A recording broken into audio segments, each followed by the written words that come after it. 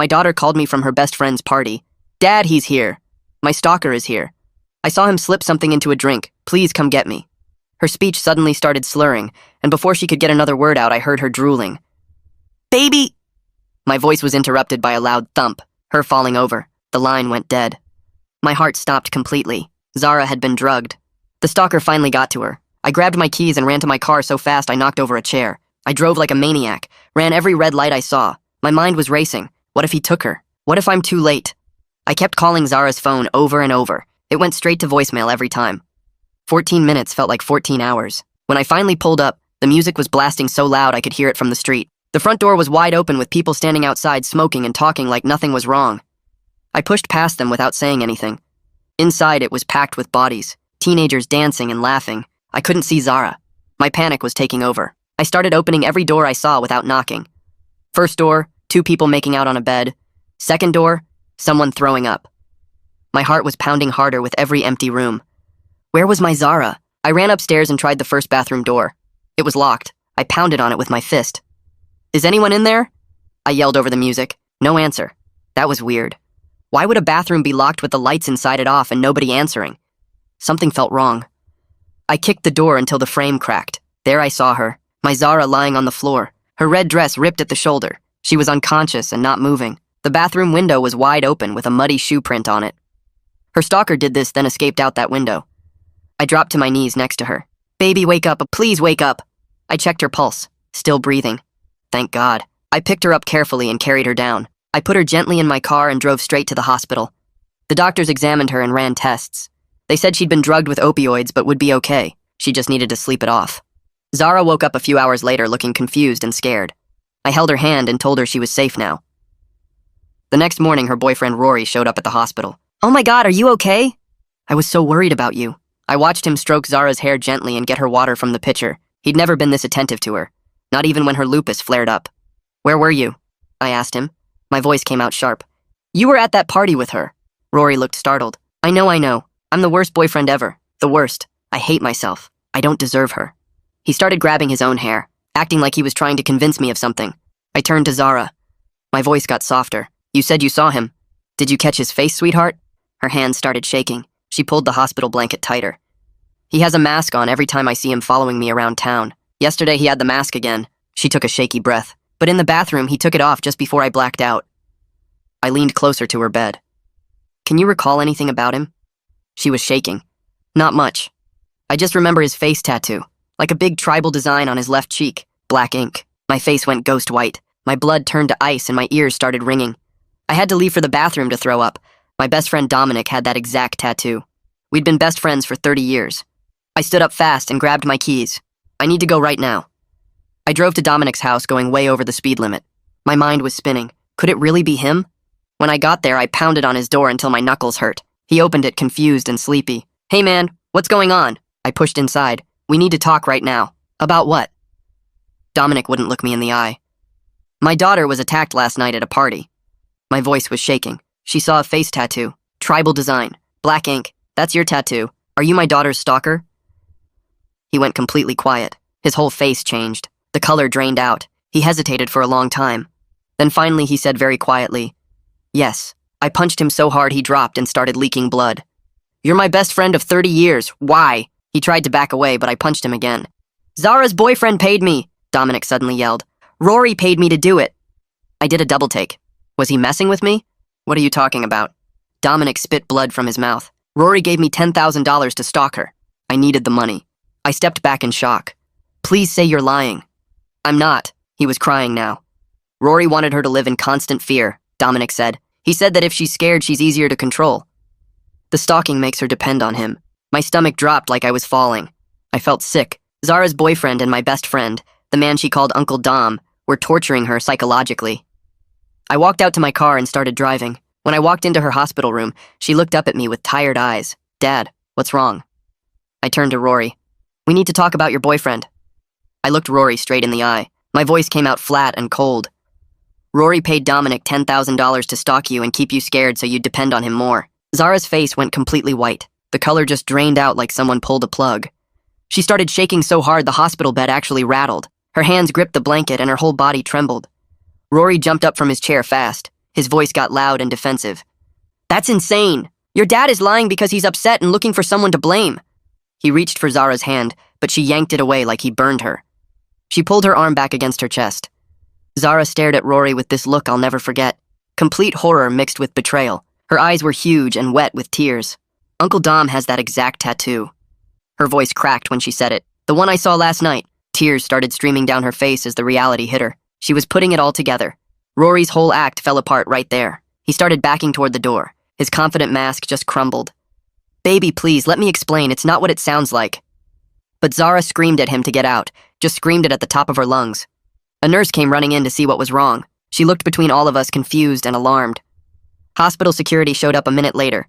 2 big guys in uniforms. They escorted Rory out while he was still trying to talk his way back in. He kept looking over his shoulder at Zara, saying her name, trying to get her to look at him. She turned her face to the wall. I pulled out my phone and called Detective Shepard immediately. My hands were shaking as I dialed. She answered on the second ring. I explained everything Dominic confessed about the payment and stalking arrangement, every detail I could remember. She listened without interrupting. Then she told me to stay at the hospital and she'd be there within the hour. Her voice was serious and focused. Zara completely broke down, sobbing in my arms after I hung up. She grabbed onto me like a little kid. He paid someone to terrorize me? My own boyfriend? And Uncle Dom agreed to do it? I held her while she cried. My heart was breaking for what they put her through. I couldn't find words. What do you even say to that? Detective Shepard arrived 50 minutes later with another officer, a younger guy with a notepad. They took detailed statements from both of us. She recorded everything on her phone, asked us to repeat certain parts. She took photos of Zara's injuries with her camera, the bruises on her arms, her torn dress that the hospital had bagged as evidence. She explained this was now a criminal investigation involving conspiracy, assault, and drugging. Multiple felonies. She was calm, but you could tell she was angry about what happened. The detective headed straight to Dominic's house with backup to arrest him before he could run. I gave her his address and she promised to keep me updated on what happens. Zara just stared at the wall after they left, not speaking, not responding to anyone. Her eyes were open, but she looked somewhere far away. I tried talking to her, but she didn't react. It was like she was in shock. I sat next to her bed and waited. 2 hours later, Detective Shepard called. Dominic was arrested without incident and was being held without bail. He confessed everything again on recording, including details about the payment arrangement and Rory's instructions to escalate the fear. She was getting a warrant for Rory's arrest right now. The judge was signing it as we spoke. I thanked her and hung up. My son Austin drove in from 2 hours away after I called him about what happened. He'd left work immediately. I heard his footsteps running down the hospital hallway. He walked into Zara's hospital room and took one look at his sister's devastated face.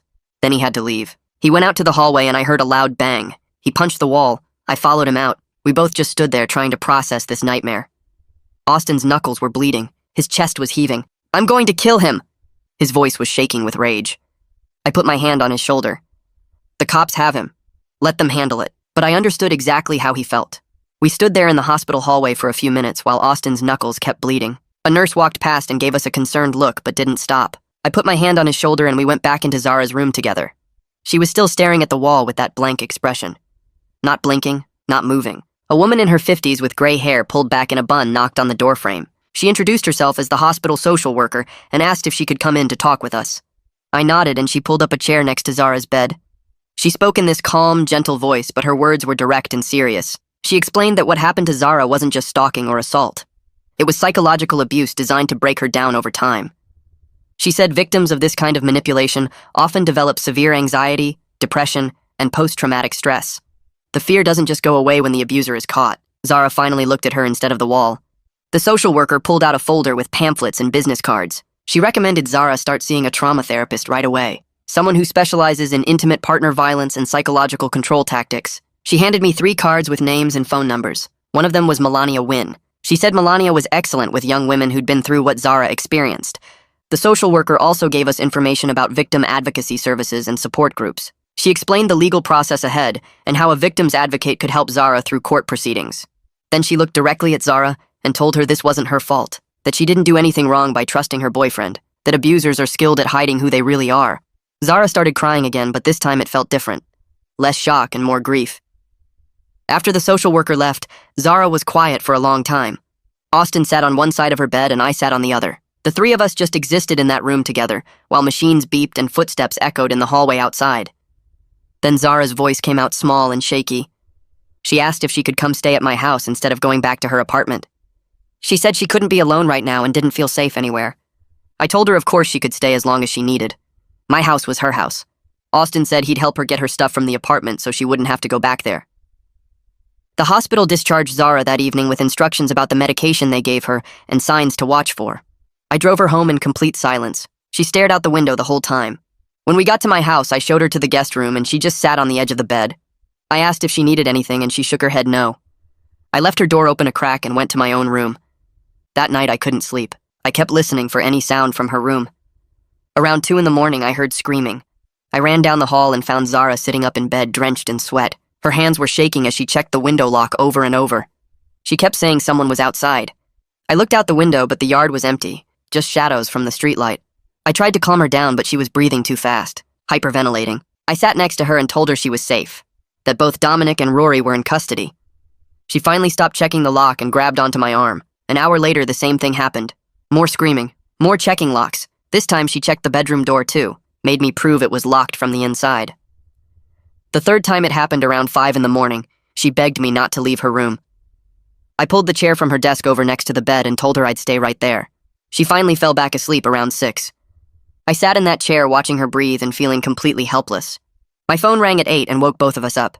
It was Detective Shepard. She said Rory had been arrested at his parents' house early that morning. He was trying to pack a bag when officers showed up with the warrant. He immediately asked for a lawyer and refused to say anything, but his bank records told the whole story. A $10,000 withdrawal on the exact same day Dominic deposited $10,000. The dates matched perfectly. She said the evidence was solid, and the prosecutor would be filing formal charges today. I thanked her and hung up. Zara asked what the detective said, and I told her Rory was in custody. She didn't react, just stared at her hands. Austin showed up around 9 with coffee and breakfast sandwiches. He told me he'd called his boss and taken the whole week off work. He wanted to stay and help take care of Zara. I was grateful because I didn't know how to do this alone. Austin was mad, really mad. He kept pacing around the kitchen and clenching his fists. He said he wanted to drive to the jail and handle Rory himself.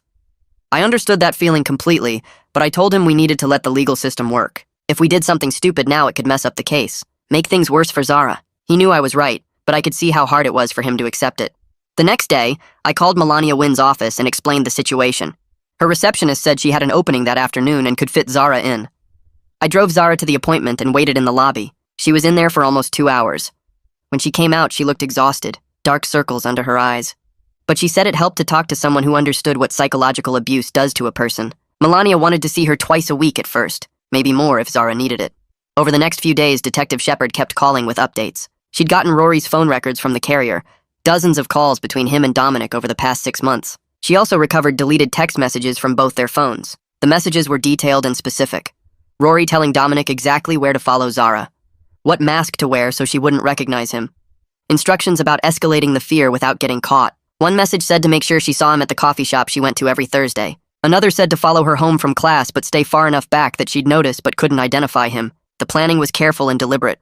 Shepard said the premeditation would make the charges more serious. A week after everything happened, I had to go to the police station to give another formal statement. This time about my confrontation with Dominic at his house. The detective needed me to walk through exactly what was said and what happened. She recorded everything and had me sign papers. Then she asked if I wanted to see Dominic's confession video, the official one he gave at the station after his arrest. I said yes, even though part of me didn't want to. She took me to a small room with a TV and played the recording. Dominic sat at a metal table in an orange jumpsuit. His face was bruised where I'd hit him. He cried through the whole thing, admitted everything, taking the money from Rory, following Zara for months, wearing the mask and tribal makeup to hide his tattoo at first, deliberately scaring her in parking lots and outside her apartment, escalating when Rory told him to. He said he needed the money for gambling debts and convinced himself it wasn't really hurting anyone, just following her around. He didn't think about what it was doing to her mentally. Watching him cry and apologize made me feel sick. 30 years of friendship, and I never knew he was capable of something like this. How did I miss it? 2 days later, a man named Reed Bear called me. He introduced himself as the prosecutor assigned to the case.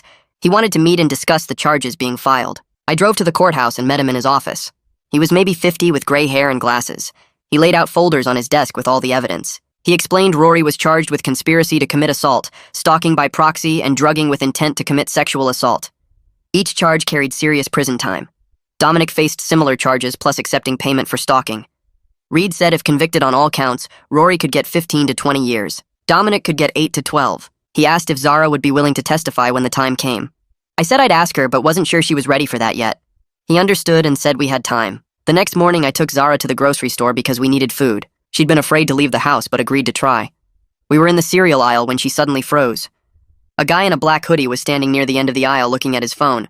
He wasn't doing anything wrong, just shopping. But Zara started breathing fast. Her hands started shaking. She grabbed my arm and said we needed to leave right now. I could see the panic taking over her face. Austin was with us, and he quickly guided her toward the exit while I abandoned our cart. By the time we got to the parking lot, she was hyperventilating.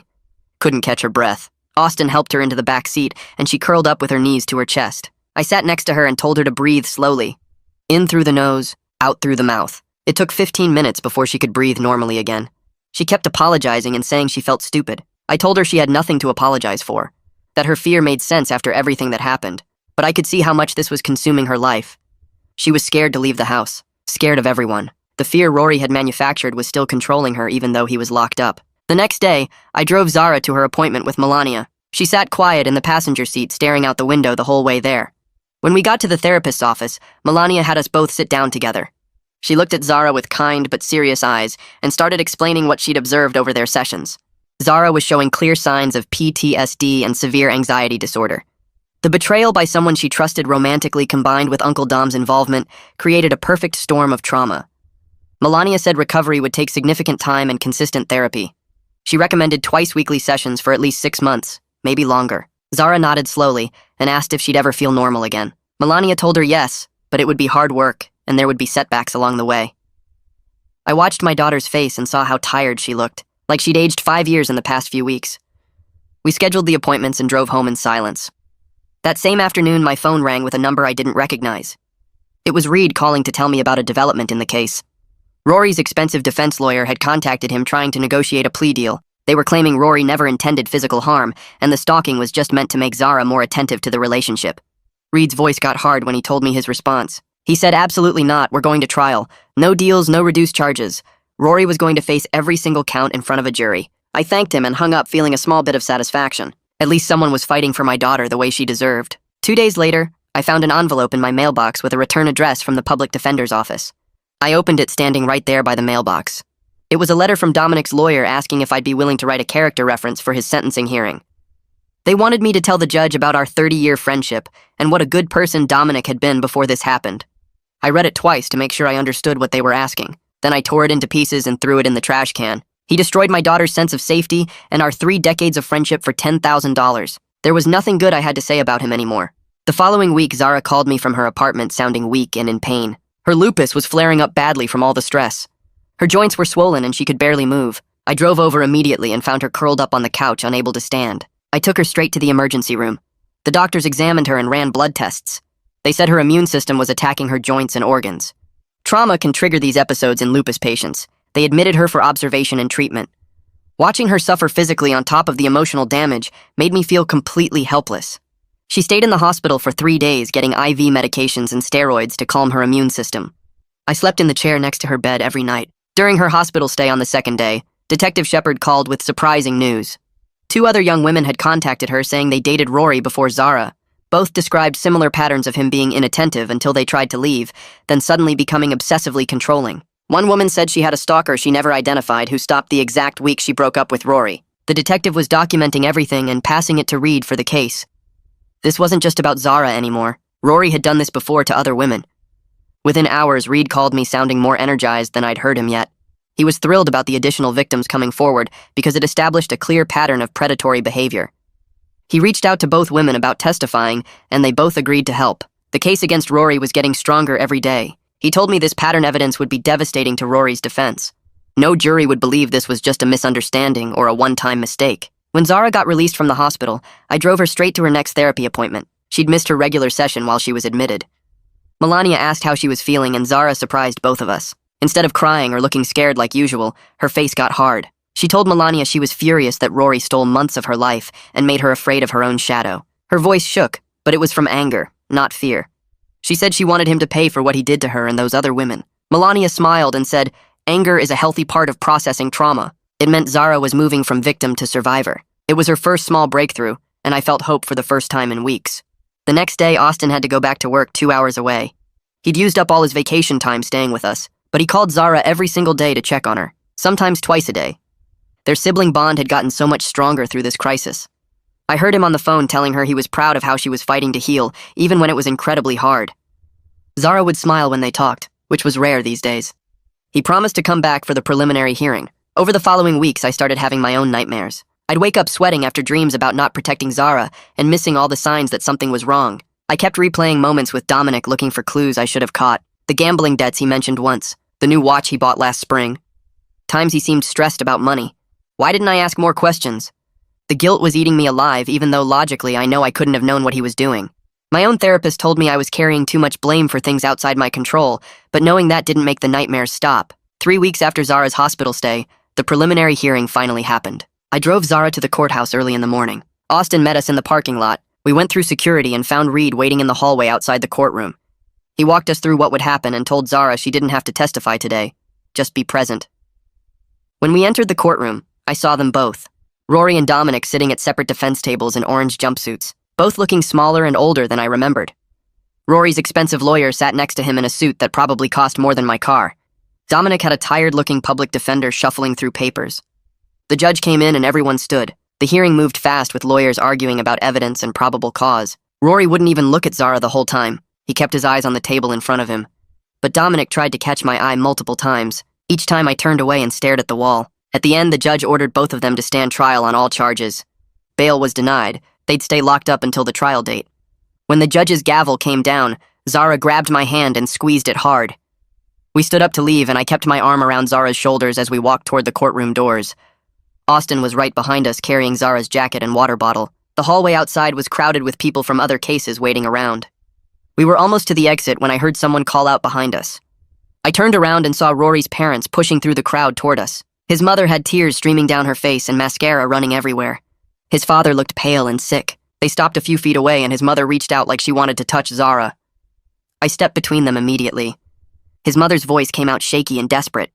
"Please, we had no idea. We're so sorry." I held up my hand to stop her from coming closer. "Stay away from my daughter." My voice was flat and cold. His father started saying something about how they raised him better than this, and they were shocked. I didn't want to hear it. I took Zara's arm and steered her toward a different exit on the opposite side of the building. Austin followed us and kept looking back to make sure they weren't following. When we got outside, Zara was shaking again. We sat in my car for 10 minutes before she felt calm enough for me to drive home. 3 days later, Zara had her regular appointment with Melania. I drove her there and waited in the parking lot like always. The session ran longer than usual. When Zara came out, her eyes were red, but she looked lighter somehow. On the drive home, she stared out the window for a while before she started talking. She told me she'd spent most of the session talking about how stupid she felt. How could she not see what Rory was doing to her? How could she trust him so completely when he was the one hurting her the whole time? Her voice got quiet and sad when she said it. I started to tell her she wasn't stupid, but she held up her hand. She said Melania had explained something that helped. Abusers are really good at manipulation. They specifically look for people who are trusting and kind, because those people are easier to control. Zara's ability to trust wasn't a weakness. It was actually a strength that Rory took advantage of. Melania told her that being a trusting person is a good thing, and she shouldn't let what happened take that away from her. Zara said hearing it put that way made her feel a little less broken. Like maybe she could forgive herself someday for not seeing it sooner. That same week, Detective Shepard called me with an update. She'd gotten a warrant for Rory's laptop and phone records. What she found made her physically sick. Rory's search history was full of stuff about psychological abuse. He'd looked up terms like trauma bonding and learned helplessness. He'd researched how to make a girlfriend dependent and scared. There were articles about controlling behavior and manipulation tactics all saved in his bookmarks. The most disturbing part was he'd been researching this stuff for over a year before he even met Zara. This wasn't something he stumbled into. He'd planned it out and studied how to do it. Detective Shepard said the digital evidence proved how calculated everything was. It wasn't just a bad boyfriend making mistakes. It was someone who deliberately set out to psychologically torture another person. She was sending everything to Reed for the trial. The jury would see exactly what kind of person Rory really was. A week after that, Reed asked us to come to his office for trial preparation. We sat in a conference room with a big table covered in folders and papers. Reed was patient and kind when he explained what would happen at trial. He walked Zara through every step of the process. Where she would sit, how the lawyers would ask questions, what she was allowed to say and what she needed to avoid. He told her Rory's lawyer would try to make her doubt herself and twist her words. That was their job and she shouldn't take it personally. Reed practiced asking her questions the way the defense would. Hard questions that made her voice shake, but he was gentle about it and kept reminding her she was doing great. Zara was terrified of having to face Rory in the courtroom. Her hands were shaking the whole meeting, but she kept saying she was determined to tell her story. She wanted the jury to know what he did to her. Reed smiled and said her strength would come through when she testified. Juries can tell when someone is telling the truth. That night after Zara went to bed, I went out to the garage. I'd been holding everything together for weeks, being strong for Zara, dealing with police and lawyers, acting like I had it under control, but I didn't. I sat down on the concrete floor next to my toolbox and just started crying, huge, ugly sobs that came from somewhere deep in my chest. I lost my best friend of 30 years. My daughter was tortured by people she trusted, and I felt like I'd failed to protect her from all of it. Austin must have heard me because he came into the garage and sat down next to me without saying anything. He just sat there while I cried and fell apart. After a long time, he put his hand on my shoulder. He didn't try to tell me it wasn't my fault or that everything would be okay. He just stayed with me while I processed all the pain and anger and grief I'd been pushing down. The next day, I had my appointment with Melania. Zara had insisted I go after Austin told her about finding me in the garage. Melania's office was small and comfortable with soft chairs and calm colors on the walls. She asked me how I was doing, and I tried to give her the usual answer about being fine. She just looked at me and waited, so I told her the truth. I was a mess. She nodded like she expected that. She said I was showing clear signs of trauma and complicated grief. I was grieving the friendship with Dominic, dealing with massive guilt about not protecting Zara, processing rage at both men for what they did. All of that at the same time was too much for anyone to handle alone. She recommended I start seeing a therapist regularly, at least once a week to start. I hated the idea of therapy. It felt weak somehow. But Melania said taking care of my mental health so I could be there for Zara was actually the strongest thing I could do. I made an appointment with a therapist she recommended, even though everything in me wanted to refuse. 2 weeks later, Zara's former roommate called me out of nowhere. She said she'd been thinking about everything that happened and remembered something weird. Rory was always checking Zara's location on his phone. Like constantly. He'd ask where she was even when they weren't together. The roommate said at the time she thought he was just being an overly attached boyfriend. But now looking back, she realized he was probably coordinating with Dominic. He'd check where Zara was and then tell Dominic when to show up as the stalker. Another piece of the puzzle clicked into place. I thanked her for calling and passed the information to Detective Shepard. She said it fit perfectly with the phone records they already had. More evidence of how planned out everything was. Around the same time, Dominic's public defender contacted Reed again. This time they were asking if Dominic could write an apology letter to Zara. Reed called to ask what we wanted to do. He said we didn't have to accept any communication from Dominic at all. That was completely our choice. I asked Zara and her answer was immediate. She never wanted to hear from him again. Not an apology letter, not anything. I agreed completely. Reed told the public defender no, and that was the end of it. As the trial date got closer, Reed had us come back to his office multiple times. He walked us through every single piece of evidence. The bank records showing the $10,000 payment, the phone logs with hundreds of calls between Rory and Dominic, the text messages with specific instructions about stalking, Rory's search history about abuse tactics, statements from the 2 other women who dated him, Dominic's confession on video, Detective Shepard's investigation notes. All of it together created a case that seemed impossible to argue against. Reed was confident about getting a conviction, but he warned us that sentencing could be unpredictable. Judges had a lot of freedom in how much time they gave. We might not get as many years as we hoped for. He just wanted us to be prepared for that possibility. The day before one of our prep meetings, Zara went to the pharmacy to pick up her lupus medication. I was at home when my phone rang. It was someone from the pharmacy saying Zara needed me to come get her. I drove there as fast as I could. When I got there, I found Zara sitting outside on the curb. A pharmacy employee was sitting next to her with a hand on her back.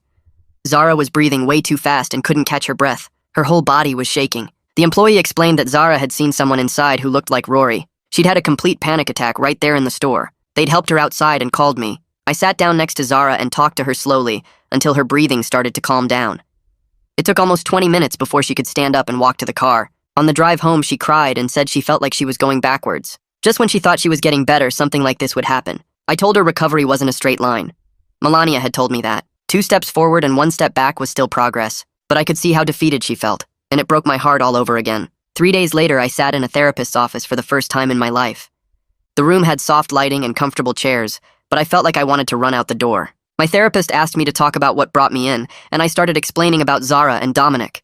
The words came out harder than I expected. I kept having to stop and take breaths. When I got to the part about 30 years of friendship being a lie, my voice cracked. I told her I felt like I failed Zara by not seeing what was happening and by trusting someone who would hurt her for money. The therapist listened without interrupting, and then said something that surprised me. She told me I was carrying guilt for things I couldn't have controlled. Nobody could predict that their best friend would accept money to stalk their daughter. I wanted to argue with her, but part of me knew she was right. That evening, Zara came into the living room where I was watching TV. She sat down next to me and took a deep breath like she was getting ready for something hard. She told me she wanted to move out and get her own place after the trial ended. My first reaction was to say no immediately. Keep her safe at home where I could protect her. But she explained that she needed to prove to herself she could be independent and not afraid anymore. Living with me felt safe, but it also felt like hiding. I wanted to argue so badly. Tell her she wasn't ready. But looking at her face, I could see how much she needed this. So I just nodded and told her we could start looking when she felt ready. Austin drove up the following weekend to help Zara look at apartments. I went with them to the first few places. Austin asked about security systems at every building. He checked the parking lots to make sure they had good lighting. He tested the locks on doors and windows. Zara seemed grateful for his protectiveness, but also a little annoyed when he was rejected 3 places in a row. Finally, they found a place in a neighborhood I knew was safe. The building had a doorman who sat at a desk in the lobby 24 hours a day. Security cameras covered every entrance and the parking garage. The apartment itself was on the 3rd floor with a balcony that overlooked a busy street. Austin approved and Zara loved it. She put down a deposit that same day. The week before trial, Reed asked Zara to come to his office every afternoon to practice her testimony. I drove her there and sat in the waiting room while they worked. The first day she came out looking exhausted and shaky.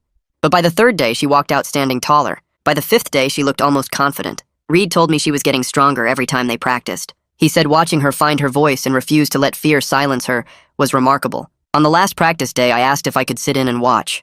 Zara said yes. I sat in the corner while Reed asked her questions, and she answered clearly and calmly.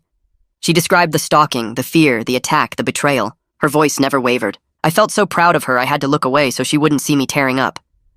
Reed called me 2 days before trial to say Dominic took a plea deal at the last minute. He agreed to plead guilty to stalking and conspiracy in exchange for testifying against Rory. His sentencing would be delayed until after Rory's trial, so he had motivation to cooperate fully and tell the truth. Reed said this was good for our case because it meant Dominic would have to describe everything in detail on the stand. The jury would hear directly from him about the payment and the instructions. I felt sick thinking about having to sit in that courtroom and watch Dominic testify, but I knew it had to happen. The courthouse was cold and smelled like old wood and floor cleaner. I sat in the front row behind the prosecutor's table with Zara next to me and Austin on her other side. Dominic was brought in wearing an orange jumpsuit with his hands cuffed in front of him. He looked smaller than I remembered, thinner. When they called him to the stand, he walked up slowly and sat down. Reed started asking him questions, and Dominic answered in a quiet voice. He described meeting Rory at a bar, and Rory asking if he knew anyone who could help with a problem. Dominic admitted he knew immediately what Rory was really asking for. He talked about the $10,000 payment, half up front, half after the job was done. He described following Zara around town for months, wearing the mask, making sure she saw him, deliberately frightening her in parking lots and outside her apartment. He explained how Rory would text him with specific instructions about when and where to appear, the bathroom attack at the party. Dominic's voice got quieter when he described drugging her drink and carrying her to the bathroom, ripping her dress to make it look worse, then escaping out the window when he heard someone coming. Listening to all the details laid out like that made my stomach turn. I had to grip the bench to keep from standing up and leaving. This was the man I'd known for 30 years, the man who'd been at my wedding, who'd held Zara when she was a baby, and he'd done all of this to her for money. Dominic started crying on the stand when Reed asked if he had anything to say to Zara. He turned toward where we were sitting and said he was so sorry, that he knew sorry wasn't enough, but he needed her to know he regretted it every day, that he never meant for things to go so far. His voice broke and tears ran down his face. I looked at Zara expecting to see some reaction, but she just sat perfectly still. Her face was completely blank. She didn't cry, didn't flinch, didn't acknowledge his apology at all. Later that evening when Melania came by the house, Zara told her that Dominic's tears felt fake, like he was trying to manipulate everyone into feeling sorry for him. She said she didn't forgive him, and she wasn't required to forgive anyone who hurt her on purpose. Rory's trial started 3 weeks later in the same courtroom. His lawyer stood up for opening statements and immediately started blaming everything on Dominic. They claimed Dominic acted on his own without Rory's knowledge, that Dominic was obsessed with Zara, and Rory had no idea the stalking was even happening. Reed objected twice during the opening statement. When it was Reed's turn, he walked the jury through the evidence. He showed them bank records proving Rory withdrew exactly $10,000 the same day Dominic deposited that amount. He showed them phone records with hundreds of calls between Rory and Dominic over 6 months. He showed them text messages where Rory gave specific instructions about where to follow Zara and when to escalate. The defense's story fell apart before the trial even really started. There was no way to argue Rory didn't know when the evidence was that clear. The 2 women who dated Rory before Zara took the stand on the second day. The first one was 24 and described dating Rory for 8 months. She said he was inattentive and cold most of the time, but the moment she mentioned breaking up, he became obsessed with her location. She started having a stalker who followed her everywhere. Hooded figure who never spoke. The stalking made her so scared she stayed with Rory longer than she wanted to. The day after she finally broke up with him, the stalking stopped completely. She said she never connected it to Rory until Detective Shepard contacted her. The second woman told an almost identical story. Different timeline, but same pattern. Inattentive boyfriend. Mysterious stalker when she tried to leave. Stalking stops the moment the relationship ends. The pattern was so obvious several jurors were shaking their heads. Rory's lawyer tried to suggest these women were lying or mistaken, but Reed had phone records showing Rory called Dominic repeatedly during both of those relationships too.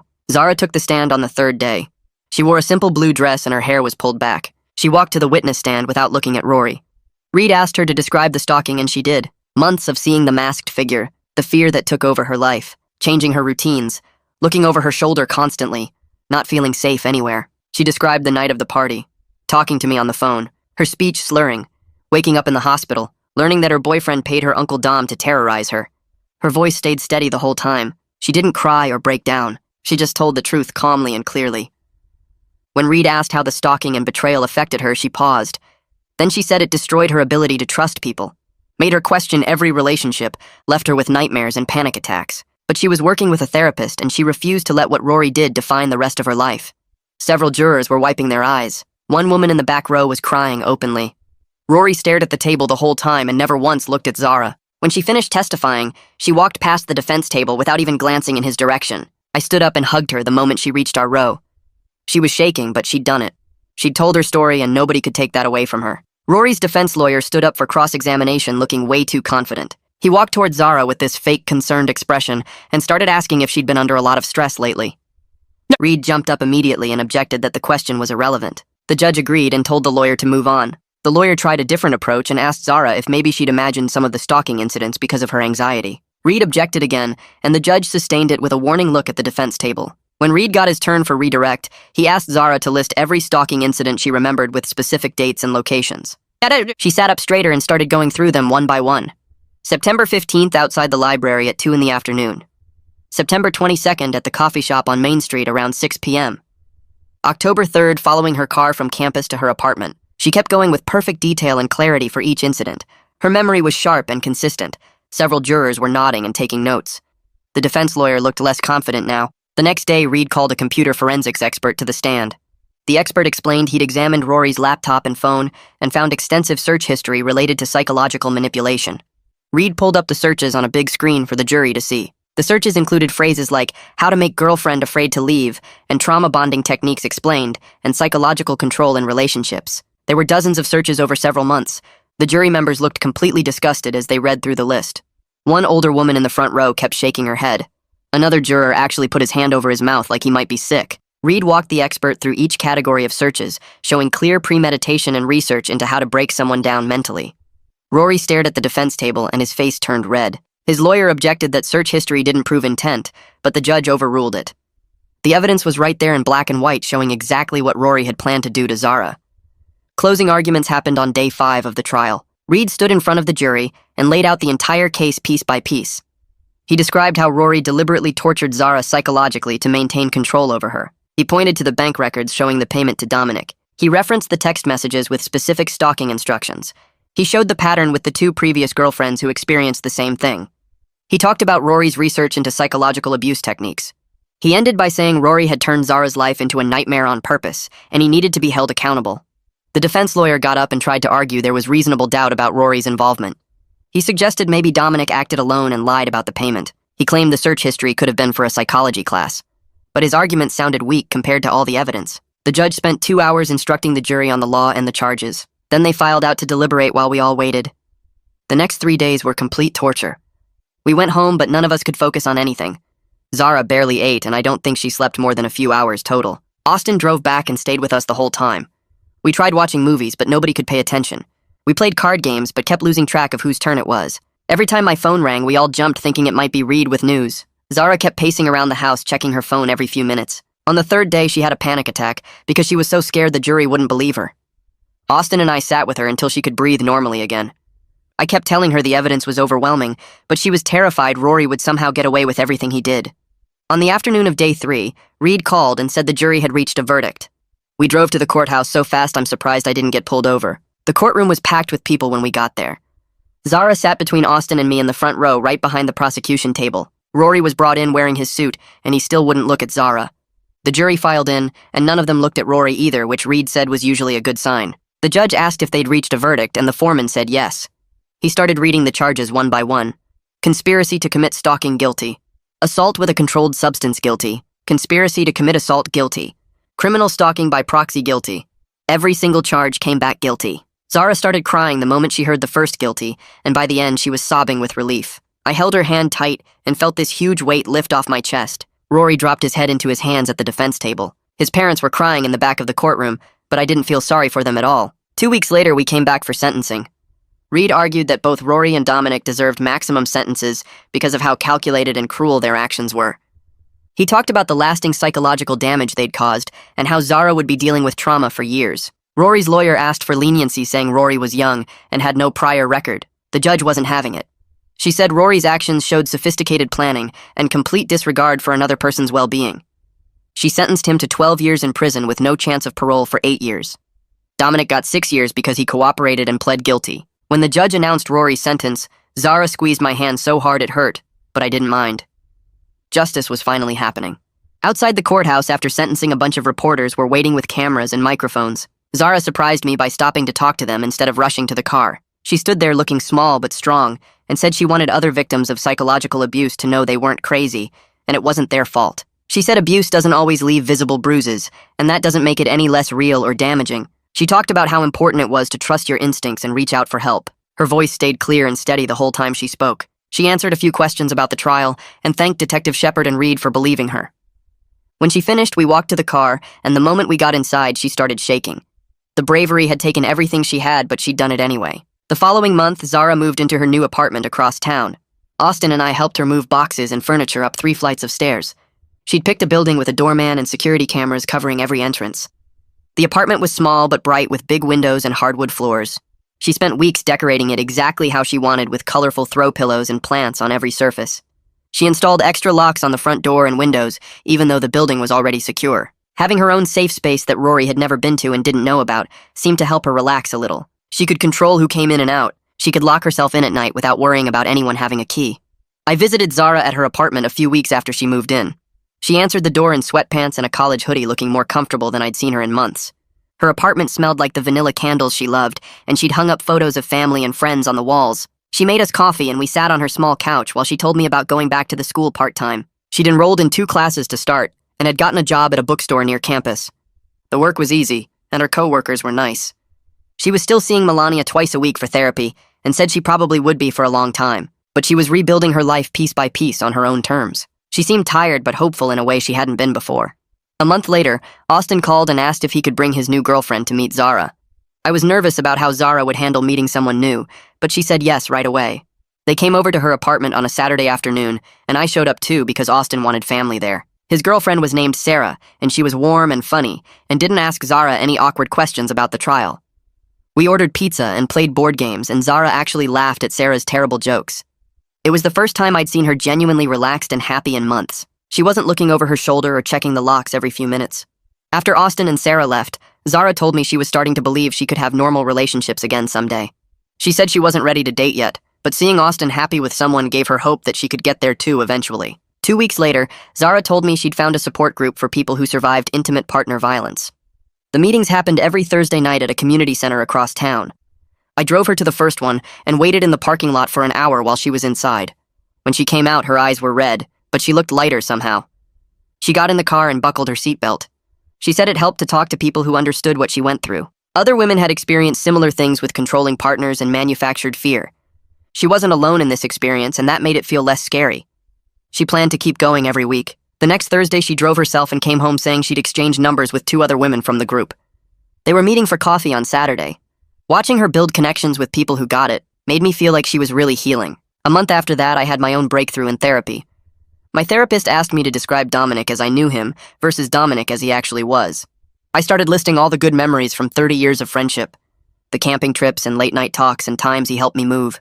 But then I realized none of those things were real in the way I thought they were. A real friend wouldn't stalk my daughter for money. The Dominic I knew was fiction. I'd been mourning someone who never really existed. My therapist said I could grieve the friendship I thought I had while accepting that person wasn't real. That perspective shift helped me start letting go of the guilt. I wasn't stupid for trusting him. He was just good at lying. 3 months after the trial, Zara mentioned she'd started seeing someone new. She brought it up casually while we were having dinner at my place. She said they met at the bookstore where she worked. He was patient with her anxiety and respected her boundaries completely. They were taking it incredibly slow, but she felt proud of herself for being willing to try. I asked a few questions about him without pushing too hard. She said he knew about the trial and what happened, but didn't treat her like she was broken. I told her I was happy for her if she was happy. She smiled and said she was cautiously optimistic. 6 months after the trial, Zara had a checkup with her doctor about her lupus. She came over that evening and told me the appointment went better than expected. Her stress levels had decreased, so much that her symptoms were way more controlled. The doctor was pleased with her progress and reduced one of her medications. She'd been on that med for 2 years. The physical healing was following the emotional healing. Her body was finally relaxing now that she felt safe. A week later, I was at the grocery store buying milk and bread when I saw a woman staring at me from the produce section. She walked over and I recognized her as Dominic's ex-wife. I hadn't seen her in probably 5 years since their divorce. She apologized for what Dominic did. She said she divorced him years ago because of his poor decisions and lack of judgment. She wasn't surprised he did something this terrible. It was strange comfort, but somehow it helped to hear that other people saw his flaws too. She asked how Zara was doing and I told her my daughter was healing. We talked for a few minutes, then went our separate ways. That conversation stuck with me for days. 2 months later, Zara called and asked if she could come over to talk about something important. When she arrived, she sat on my couch looking nervous but excited. She said she'd been thinking about changing her major. She wanted to switch to social work because she wanted to help other abuse survivors. She was turning her trauma into purpose and using her experience to understand what victims needed. I asked if she was sure and she nodded. She'd already talked to Melania about it, and her therapist said this was a healthy way to process what happened. She'd be good at it because she knew what it felt like. I told her I supported whatever she wanted to do. She started the paperwork to change her major the next week. A month after that, Austin called me sounding happier than I'd heard him in years. He said he'd proposed to his girlfriend and she said yes. He wanted Zara to be in the wedding. I congratulated him and told him I was thrilled. He asked me to tell Zara and see if she'd be okay with it. I passed the phone to Zara, who was visiting that day. She started crying happy tears and said yes immediately. They spent an hour on the phone planning and talking about wedding ideas. Watching my kids support each other and build happy futures despite everything they'd been through filled me with hope. Things were getting better slowly but surely. A year after the attack, I was home making dinner when my phone rang. It was Zara calling from her apartment. Her voice sounded different, lighter. She said she got accepted to a graduate program in social work at the university. She'd start in the fall. Her new relationship was going really well too. They'd been together 8 months and he treated her with respect and kindness.